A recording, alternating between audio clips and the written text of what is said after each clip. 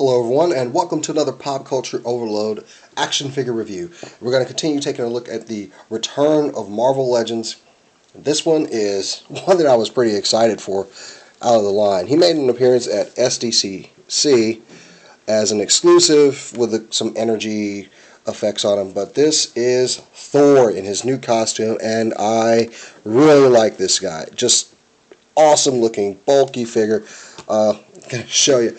He comes in packaging that actually is bigger than the rest of the Marvel Legends figures. Let's get a look at that. You got that same artwork that we've seen, Thor, and collect all 6 figures to build Terrax. Thor is so big, though. He is as big as the Build-A-Figure for Terrax.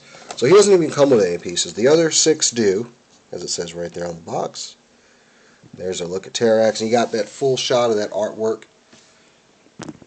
But hey, we're not here for the packaging. We're here for Thor. And like I said, Thor is just really, really awesome. When I first got him, just to let you guys know, in case you run into this helmet piece was kind of off-kilter in the package. And I was kind of worried about getting it, but after I got it, and just look, it's just a peg with a hole, and you can just drop a little bit of super glue in there and straighten it up, and it fits perfectly on his head. So if you encounter one, don't worry about it. Go ahead and get it. It's easily fixed. The red cape on this guy is made of a really stiff plastic.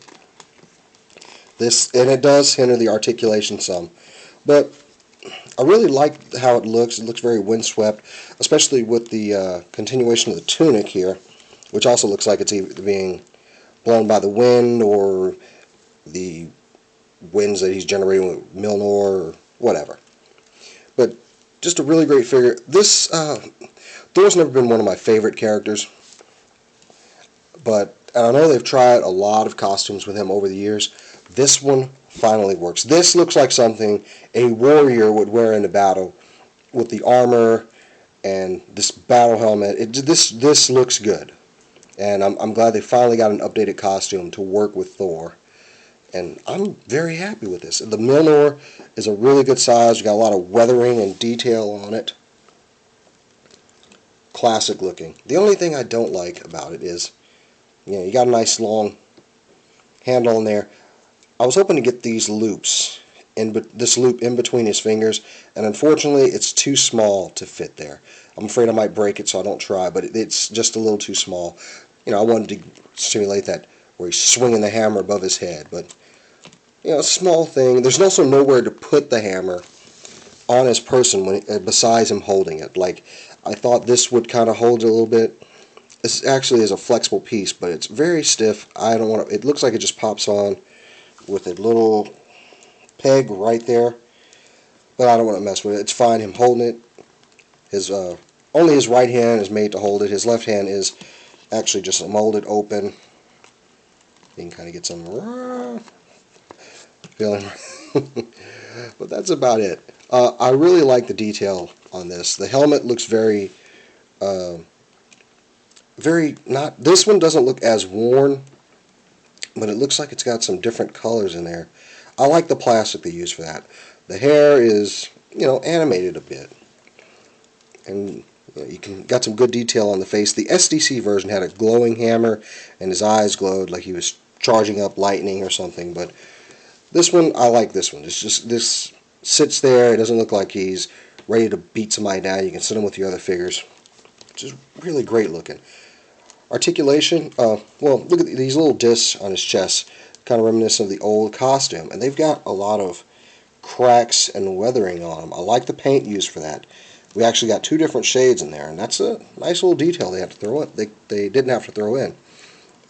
That's continued down here at his ankles. There's one on each side. You would think those would hinder articulation, but they actually move out. So, granted, you would probably see somebody holding their ankle like that.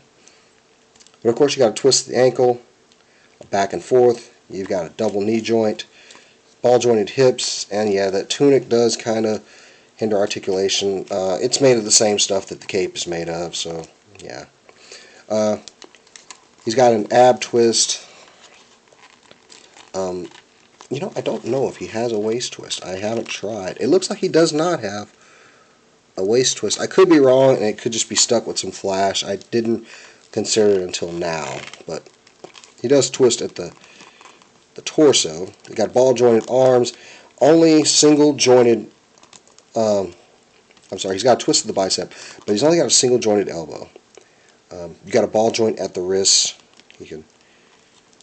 He's calling for thunder from the sky, and just he's got a ball jointed head, but this is about all you're going to get out of it because the hair kind of hinders it, and he's got a really thick neck. It's not a lot of room in there, and I haven't even popped off this head to see if it's on a ball joint. It probably is, but I haven't popped it off just because it's not going to do me any good. He can twist, he can go back and forth, but looking up, barely. You kind of get a little bit if you kind of twist the torso down, but that's about it. Overall, though, I like this Thor figure.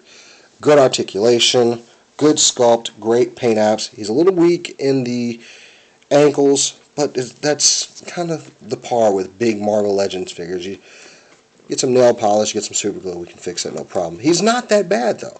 Once you get him in a good steady pose, he stands there.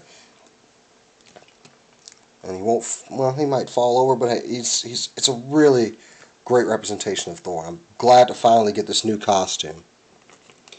But for now, that has been the Pop Culture Overload Review. I am Jazz, and I'll see you next time.